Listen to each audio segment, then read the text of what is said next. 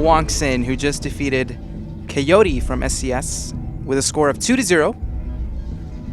Pretty good series for Hwangsin. Definitely one of the big contenders for winning in this tournament. Now he's up against a Korean Protoss. So we're going to have a Korean versus a Korean. And StarCraft, guys, are you surprised? Let's be honest here. Hwangsin is a good player. Arthur is a very good player. A little bit cheesy, I'm going to go ahead and say it.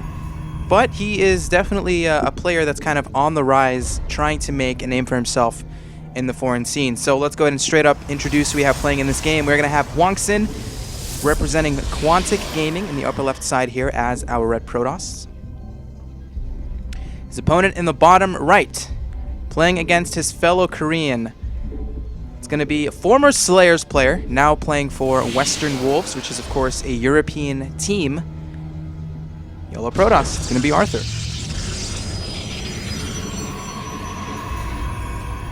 Alright, PvP, Baleshir Vestige.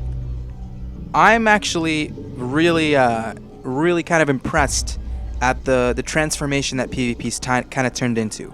If you guys remember in Wings of Liberty, PvP has been all about the 4-gate. Beta, even like early release, even mid-release, even like late release, man. When the game was dying and Heart of the Swarm was coming out, people were still 4-gating. But Heart of the Swarm really starts to make the matchup a lot more dynamic with the Mothership Core, with the, of course, the Oracle, and of course just a lot more Stargate play in general. You see a lot of players in this matchup go for, you still see your Blink. Very rarely do you see Robotics Facility because a lot of people are relying on Void Rays with the Stargate opening. And you still see Dark Templars. Not as much, even though the Dark Templar is like only, I think it's like 100 gas now or something. It's not used as much as it should be, I guess is another way of saying it, because it's just so cheap. But again, DTs still seem to be a risk in PvP. If your opponent happens to go for Robotics Facility, which is quite rare, it's still, you know, it happens quite a bit, but not so much. All you need to do is make an Observer, and boom, your DTs are scouted. If you go Stargate, all you need to do is make an Oracle, boom, they're scouted. But the thing about the DTs is if your opponent's Oracle's like on the other side of the map, then your DTs can do some damage. So I want to look at these build orders so far from both sides.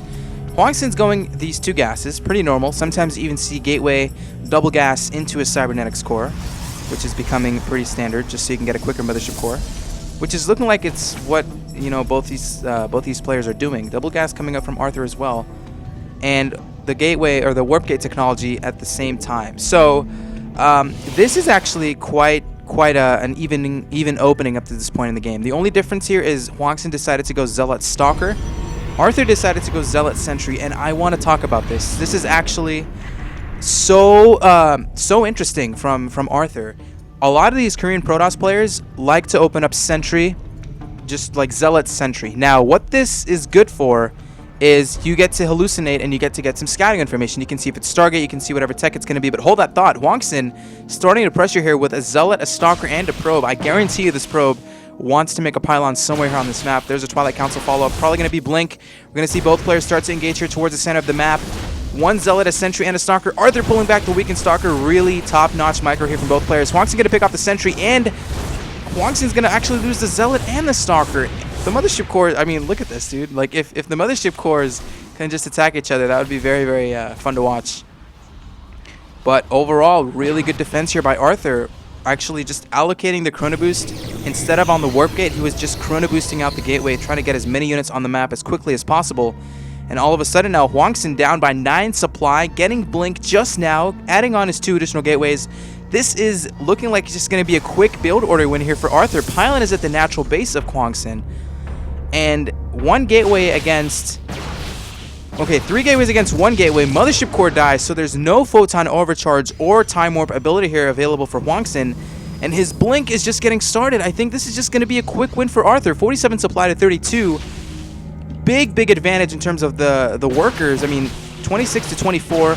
8 Stalkers and 3 Stalkers. Hwangsin, 32 supply to 45. Arthur, it looks like he's going to take the quick game number 1 here. Just quick, I mean, just very late Blink from Hwangsin, and these Gateways just now being added. Oh my god, I think Arthur actually just going to win this game. Killing some probes, focusing down the stalkers. 16 supply to 49. Arthur just has more stuff, and there's a GG. So